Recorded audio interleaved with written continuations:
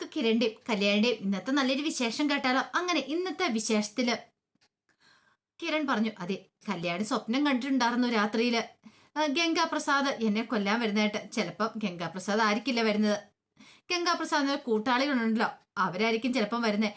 അത് കേട്ടപ്പോൾ ലക്ഷ്മിയ പറഞ്ഞു, ആ, അങ്ങനെ ആവാനും ചാൻസ് ഉണ്ട് മോനെ, കാരണം അവര് നല്ല പ്രബലരല്ലേ. കാർത്തി പറഞ്ഞു, അതെ, അവന്റെ കൂട്ടാളികൾ എന്ന് പറഞ്ഞ 3-4 പേരുണ്ട്. അവർക്ക് പരസ്പരം നല്ല സ്നേഹവും വിശ്വാസമാണ്. കാരണം ഒരാൾക്ക് എന്തെങ്കിലും സംഭവിച്ചു പോയിട്ടുണ്ടെങ്കിൽ അവർ കൂട്ടത്തോടെ ഇറങ്ങുകയോ ചെയ്യുന്ന, അങ്ങനെയാണ് പതിവെന്ന് പറയാം. ചിലപ്പോൾ അതായിരിക്കും കല്യാണി സ്വപ്നം കെട്ടുണ്ടായിരിക്കുക. പക്ഷെ എന്നാലും കല്യാണിന്റെ മനസ്സിൽ ചില സന്ദേഹങ്ങളും കാര്യങ്ങളൊക്കെ ഉണ്ടായിരുന്നു. അപ്പോഴേക്കും കാർത്തി പറഞ്ഞു, എന്നാലും നമുക്കതങ്ങോട്ട് തള്ളിക്കളയാനായിട്ട് പറ്റില്ല. ഈ ഗംഗാപ്രസാദ് ജീവനോടെ ഇല്ലെന്ന് അറിഞ്ഞു കഴിയുമ്പോഴത്തേനും അവന്മാർ അടങ്ങിയിരിക്കില്ല. പിന്നെ ജയിലിൽ കിടക്കുന്ന സ്റ്റെഫി, അവള് ഗംഗാപ്രസാദിന്റെ വിവാഹം കഴിക്കായിരുന്നല്ലേ, അപ്പൊ അത് നടന്നില്ലോ. അപ്പൊ അതിൻ്റെതായ ദേഷ്യം കാര്യങ്ങളൊക്കെ അവൾക്കും കാണും. പക്ഷെ അങ്ങനെ വന്നാലും നമ്മളൊന്നും പെട്ടെന്നൊന്നും അവർക്കൊന്നും ചെയ്യാൻ പറ്റില്ല. കല്യാണി, നീ അതൊന്നും ഓർത്ത് വിഷമിക്കേണ്ട. അതും പറഞ്ഞ് കാർത്തിക കല്യാണിയെ സമാധാനിപ്പിക്കുന്നുണ്ട്. ആ സമയം ജയിലിനുള്ളിൽ വിക്രമും രാഹുലും കൂടെ സംസാരിക്കുകയാണ്. അപ്പോഴേക്ക് രാഹുൽ പറഞ്ഞു, മരിക്കേണ്ടവരല്ല മരിച്ചത്, ആ സമയം വേറൊരുത്തനാ മരിച്ചത്. മനോഹറായിരുന്നു മരിക്കേണ്ടിയിരുന്നത്, പക്ഷെ ഗംഗാപ്രസാദ് ആണല്ലോ മരിച്ചത്. അപ്പോഴേക്കും വിക്രം പറഞ്ഞു, ഗംഗേട്ടൻ മരിക്കുമെന്ന് ഞാൻ ഒരിക്കലും പ്രതീക്ഷിച്ചില്ല. എന്നാലും ഗംഗേട്ടന്റെ ആൾക്കാരൊക്കെ പുറത്ത് കാണുമല്ലോ, അവരങ്ങനെ അടങ്ങിയിരിക്കോ? അവരങ്ങനെ അടങ്ങിയിരിക്കാൻ വഴിയില്ലടാ, അവരെന്താളും നല്ല പണി തന്നെ കൊടുക്കും. ശേ, ഇവിടുന്ന് പുറത്തിറങ്ങുവാണെങ്കിൽ അവരെയൊന്ന് കാണായിരുന്നു, അതിനും പറ്റുന്നില്ലല്ലോ. ആ സമയം രാഹുൽ പറഞ്ഞു, ശരിക്കും പറഞ്ഞാൽ ആ മനോഹറിനെ കൊല്ലാനായിട്ട് എൻ്റെ മോള് അവന്റെ കഴുത്ത് പിടിച്ച് ഞെരിച്ച ഒരു നിമിഷം വൈകിട്ടുണ്ടായിരുന്നെങ്കിൽ അവന്റെ ജീവൻ പോയി കിട്ടിയേനെ. പക്ഷെ അതിനു മുമ്പ് തന്നെ ബാക്കിയുള്ള പോലീസുകാരൊക്കെ എത്തി അവളെ തടഞ്ഞു. എൻ്റെ രാഹുലങ്ങളെ, അങ്ങനെ എന്തെങ്കിലും സംഭവിച്ചു പോയിട്ടുണ്ടെങ്കിൽ നിങ്ങളുടെ മോള് ജയിലിൽ പോകത്തില്ലേ?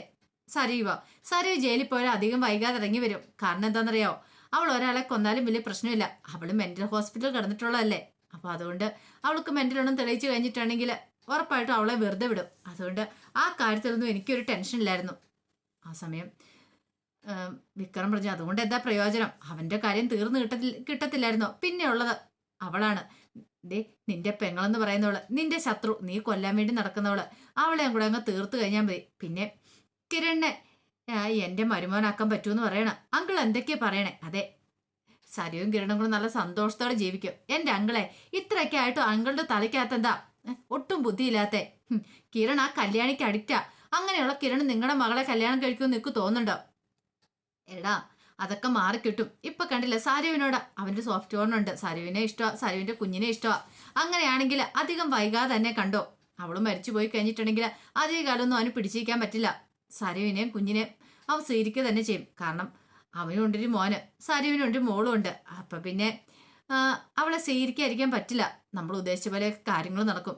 അപ്പോഴേക്കും മനോഹർ പറഞ്ഞു, അല്ല, അപ്പോഴേക്കും വിക്രം പറഞ്ഞു, അധികം വൈകാതെ എനിക്കൊരു പരോൾ ഒത്തു കിട്ടുമായിരിക്കും ആ കാർത്തി എന്ന് പറയുന്നവളുടെ കല്യാണത്തിന് മുമ്പ്. അങ്ങനെ കിട്ടുവാണെങ്കിൽ ഞാൻ ചെന്ന് ചില കളികളൊക്കെ കാഴ്ച വെക്കുന്നുണ്ട്. ഗംഗേട്ടൻ മരിച്ചിട്ടില്ലെങ്കിൽ ഉറപ്പായിട്ടും ശത്രുക്കളെയൊക്കെ വെട്ടി നിർത്തും എന്നുള്ള കാര്യം ഉറപ്പാ. അത് മാത്രമല്ല, പരോള് കിട്ടിയിട്ടുണ്ടെങ്കിൽ എന്ത് ചെയ്യണമെന്ന് എനിക്ക് നന്നായിട്ട് അറിയാമെന്നും പറഞ്ഞു. അങ്ങനെ ഭയങ്കര ഒരു സന്തോഷത്തിലായിരുന്നു വിക്രം. ഇവിടുന്ന് ഇറങ്ങിക്കഴിഞ്ഞിട്ടുണ്ടെങ്കിൽ പലരെയും തീർക്കാലോ എന്നൊരു ചിന്തയായിരുന്നു അവന്റെ മനസ്സിൽ.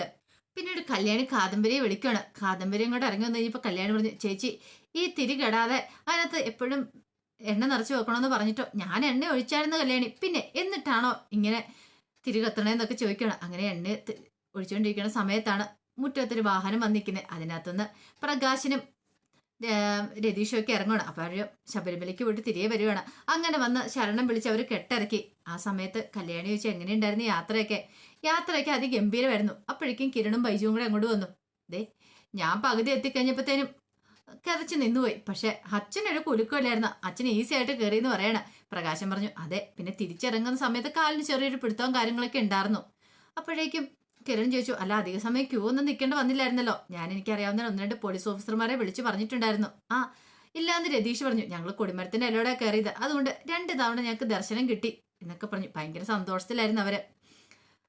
അങ്ങനെ അത് കേട്ട് കഴിഞ്ഞപ്പോഴത്തേനും കല്യാണി പറഞ്ഞു, അന്നാ ഒരു കാര്യം ചേച്ചാ, ക്ഷീണിച്ച് വന്നല്ലേ, അച്ഛൻ പോയതേ, പ്രാർത്ഥിച്ചിട്ട് വന്നോളൂ, പ്രാർത്ഥിച്ചിട്ട് കുളിയെ കഴിഞ്ഞു വാ, ലക്ഷ്മിയമ്മ ആഹാരം ഉണ്ടാക്കി വെച്ചിട്ടുണ്ടെന്ന് പറഞ്ഞു. അങ്ങനെ അവരങ്ങോട്ട് പ്രകാശൻ അങ്ങോട്ട് കയറി പോകുന്ന സമയത്ത് കിരൺ ചോദിച്ചു, അല്ല, ഇനിയിപ്പം നിങ്ങളുടെ പെൺമക്കളുടെ ടെൻഷനൊക്കെ മാറിയില്ലേ? അച്ഛനൊരു കുഴപ്പമില്ല തിരിച്ചു വന്നില്ലേ? അതെ, ഇപ്പൊ ടെൻഷനൊക്കെ മാറി. ഇനി അച്ഛനെ വേണമെന്ന് ഹോസ്പിറ്റലിൽ കൊണ്ടുപോയി ചെക്കപ്പ് ഒക്കെ നടത്താം. കാരണം ഇത്രയും ദൂരം നടന്നു വന്നല്ലേ, ഹേർട്ടിന് പ്രശ്നമൊന്നും ഇല്ലാന്ന് തോന്നേ. അല്ലായിരുന്നെങ്കിൽ ഇങ്ങനെയൊന്നും ആയിരുന്നില്ലല്ലോ. വേണമെങ്കിൽ ECG ഒക്കെ ഒന്ന് എടുത്ത് നോക്കാവുന്നുള്ളൂ. അത് കേട്ടപ്പോ കല്യാണി പറഞ്ഞു, അത് ശരിയാ, അച്ഛനൊന്ന് ഹോസ്പിറ്റലിൽ കൊണ്ടാന്ന് പറഞ്ഞു. അങ്ങനെ കല്യാണിയും കാദംബരി അകത്തേക്ക് കയറിപ്പോയി. ആ സമയം കിരണിനോട് ബൈജു പറഞ്ഞു, അല്ലളിയ നമുക്കൊന്ന് ശബരിമലയ്ക്ക് പോണ്ടേ? പോണോടാ, ഈ വൃശ്ചിക മാസമൊക്കെ ഒന്ന് കഴിയട്ടെ, എന്റെ കാലൊന്ന് ശരിയാട്ടെ, അതിനുശേഷം നമുക്ക് രണ്ടുപേർ കൂടെ പോകാമെന്ന് ബൈജുവിനോട് പറഞ്ഞു. ആ സമയം സരു ആകെപ്പാട് ടെൻഷൻ അടിച്ച് കമ്പനി ഇരിക്കുവാണ്. സരുവിന്റെ മനസ്സിലേക്ക് മനോഹറിന്റെ രൂപം വന്നു. അവനെ താൻ കഴുത്തടിച്ച് കൊല്ലാൻ ശ്രമിച്ച, എന്നിട്ട് തനിക്ക് അതിന് പറ്റിയില്ല. പക്ഷെ ഇനി പണി വാളി പോവരുത്. രണ്ടും കളിപ്പിച്ച് സരു എന്ത് ചെയ്യണം, ഹോസ്പിറ്റലിലേക്ക് വരുവാണ്. അങ്ങനെ വന്ന് കാറിൽ നിന്ന് ഇറങ്ങണ സമയത്ത് ആ കാഴ്ച കാണുന്നേ, മനോഹരനെ കൊണ്ട് പോലീസുകാര് പോവാനായിട്ട് നിൽക്കുകയാണ്. അപ്പോഴേക്കും സരി ചുറ്റും നോക്കി. ഒരു ബൈക്കിൽ ഒരു ഹെൽമെറ്റ് ഇരിക്കുന്നുണ്ട്. ആ ഹെൽമെറ്റ് എടുത്തുകൊണ്ട് പാഞ്ഞു ചെല്ലുവാണ് അവന്റെ നേർക്ക്. ഇവനെ എന്തിനാ കൊല്ലുമെന്ന് പറഞ്ഞുകൊണ്ട്. അപ്പോഴേക്കും പോലീസുകാർ തടഞ്ഞു. ആ സമയം മനോഹർ പറഞ്ഞു, വേണ്ട സാറേ, അവൾ എന്നെ കൊല്ലുമെങ്കിൽ കൊല്ലട്ടെ, അങ്ങനെയെങ്കിൽ അവൾക്ക് സമാധാനം കിട്ടട്ടെ എന്ന് പറയണം. അപ്പോഴേക്കും സരിവിന് നല്ല ദേഷ്യമായിരുന്നു. ഈ സമയം പോലീസുകാരൻ പറഞ്ഞു, എടാ നിന്നെ കൊന്നിട്ടുണ്ടെങ്കിലേ അവൾക്ക് പ്രശ്നം കാണത്തില്ല, പക്ഷെ ഞങ്ങൾക്ക് പ്രശ്നമുണ്ട്. നിനക്ക് എന്തെങ്കിലും സംഭവിച്ചു പോയിട്ടാൽ ഞങ്ങളുടെ ജോലി പോകും. അതുകൊണ്ട് മര്യാദയ്ക്ക് ഇങ്ങോട്ട് വന്ന് കയറാൻ നോക്ക് എന്ന് പറഞ്ഞുകൊണ്ട് മനോഹറിനെ പ്രൊട്ടക്ട് ചെയ്ത് അവർ കൊണ്ട് ജീപ്പിലേക്ക് കയറ്റി. ആ സമയത്ത് നല്ല ദേഷ്യമായിരുന്നു സരുവിന്. നീ രക്ഷപ്പെട്ടെന്ന് കരുതണ്ടാ, നിന്നെ ഞാൻ എവിടെ വന്നിട്ടാണെങ്കിൽ നിന്നെ തീർത്ത് കളയും, നിന്റെ പിന്നാലെ തന്നെ ഞാനുണ്ട് എന്ന് പറഞ്ഞിട്ട് ഹെൽമെറ്റ് ഒറ്റ വലിച്ചൊരു ഏറ് കൊടുക്കുകയാണ്. അത്രയ്ക്ക് ദേഷ്യമായിരുന്നു സരുവിന്.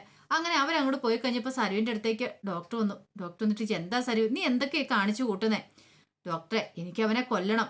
അല്ല ഡോക്ടർ, ഒരു കാര്യം ചെയ്തുകൂടായിരുന്നു ഡോക്ടർക്ക്?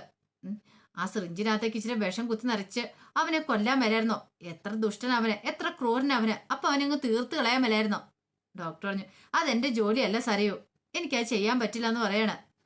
ഡോക്ടർ ചെയ്യണ്ട മടിയാണെങ്കിൽ, പക്ഷേ ഞാൻ ചെയ്തോളാം, എനിക്കറിയാം എന്ത് ചെയ്യണമെന്ന് എന്ന് പറഞ്ഞുകൊണ്ട് സരയു ഭ്രാന്ത് പിടിച്ച പോലെ അവിടെ നിൽക്കുവാണ്.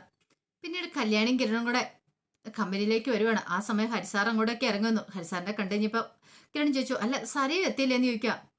ഉണ്ടായിരുന്നു, എങ്ങോട്ട് പോയെന്ന് അറിയത്തില്ല, സൈറ്റിലേക്ക് പോകണ്ടായിരുന്നു, 1-2 വർക്കുകളും കാര്യങ്ങളൊക്കെ ഉണ്ടായിരുന്നു. നിന്ന് നിപ്പിലല്ലേ കാണാതാവുന്നേ, പണ്ടത്തെ പോലെയൊന്നും അല്ല. ഇപ്പോഴാണെങ്കിലും വർക്കിലൊന്നും ഒരു കോൺസെൻട്രേഷനും എടുക്കുന്നില്ല, ഇടയ്ക്ക് ഇവിടുന്ന് ഒരു മുങ്ങിച്ച് അങ്ങോട്ട് മുങ്ങൂന്ന് പറയണ.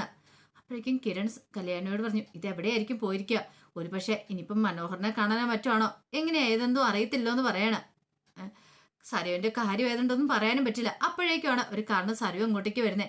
അങ്ങനെ സരു അങ്ങോട്ട് ഇറങ്ങി വന്നു കഴിഞ്ഞപ്പോൾ കെണി ചോദിച്ചു, നീ ഇത് എവിടെ പോയതായിരുന്നു സരു? പണ്ടത്തെ പോലെ ഒന്നും അല്ലല്ലോ, നീ ആണെങ്കിൽ വർക്കിലൊന്നും കോൺസെൻട്രേറ്റ് ചെയ്യുന്നില്ല, സൈറ്റിലൊക്കെ പോകണ്ടായിരുന്നല്ലോ. സരു പറഞ്ഞു, ഞാൻ അവനെ ഒന്ന് കാണാൻ പോയതാ, ആ മനോഹറിനെ, അവനെ കൊല്ലാനായിട്ട് എന്തേലും പഴുത് കിട്ടുമോന്ന് അറിയാൻ വേണ്ടി പോയതാ, പക്ഷെ നടന്നില്ല.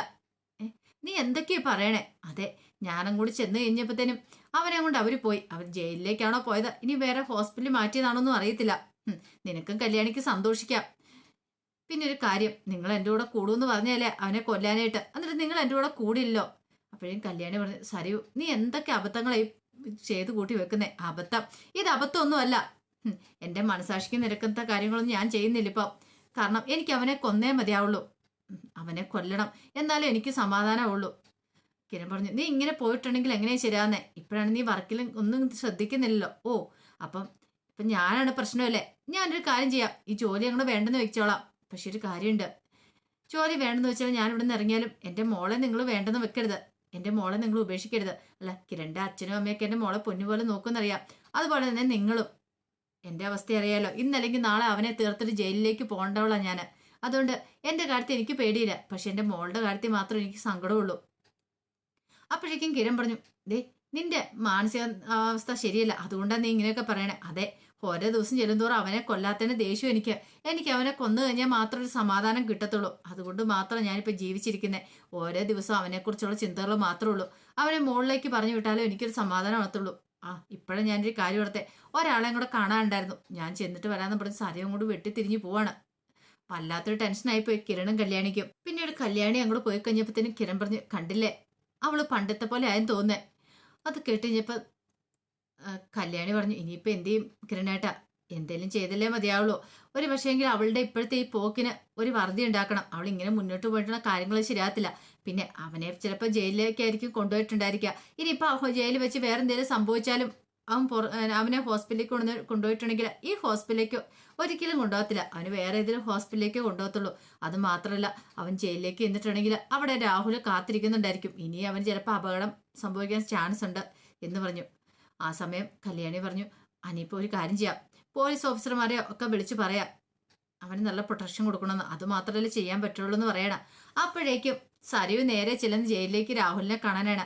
അങ്ങനെ രാഹുലിനെ കണ്ടിച്ചപ്പോൾ സരയു പറഞ്ഞു, തലനാരിഴയ്ക്ക് അവൻ രക്ഷപ്പെട്ടു പോയി. അവനെ ജയിലിലേക്ക് കൊണ്ടുവരുന്നുണ്ട്. ഒരു കാര്യം എനിക്ക് അച്ഛനോട് പറയാനുള്ളൂ, അവൻ അങ്ങ് തീർത്ത് കളഞ്ഞേക്കണം. ഇനി അവൻ ഭൂമി ജീവനോടെ ഉണ്ടാകാൻ പാടില്ല. മോളെ, വിക്രം വന്നിട്ടുണ്ട് ഇങ്ങോട്ടേക്ക്. അവനോട് ഞാൻ കാര്യങ്ങളൊക്കെ പറഞ്ഞു. പക്ഷെ അവനിപ്പം മനോഹറിന്റെ കാര്യത്തിൽ അത്ര താല്പര്യം കാണിക്കുന്നില്ല. പോരാത്തന ഗംഗാപ്രസാദ് മരിച്ചു പോയില്ലേ, അവൻ മരിച്ചാൽ നമുക്ക് കിട്ടിയ ഏറ്റവും വലിയ അടി. അവൻ മരിക്കേണ്ടിയിരുന്നില്ല. അത് കേട്ട് കഴിഞ്ഞപ്പം സരയു പറഞ്ഞു, അവൻ മരിക്കേണ്ടവരാണ്, മരിക്കട്ടെ. അവൻ ആ കിരണിനെ കല്യാണിയൊക്കെ ഇല്ലാതാക്കാൻ വേണ്ടി നടക്കുമല്ലായിരുന്നോ? അങ്ങനെയുള്ളവന്മാരൊക്കെ മരിക്കണം. എന്താ പോലെ നീ ഇങ്ങനെയൊക്കെ പറയണേ? നീ ഇപ്പൊ അവരോടൊപ്പമാണ്. അതെ അച്ഛാ, അവരോടൊപ്പം തന്നെയാണ് ഞാൻ. കാരണം ഗംഗാപ്രസാദ് നിസ്സാരക്കാരനല്ല.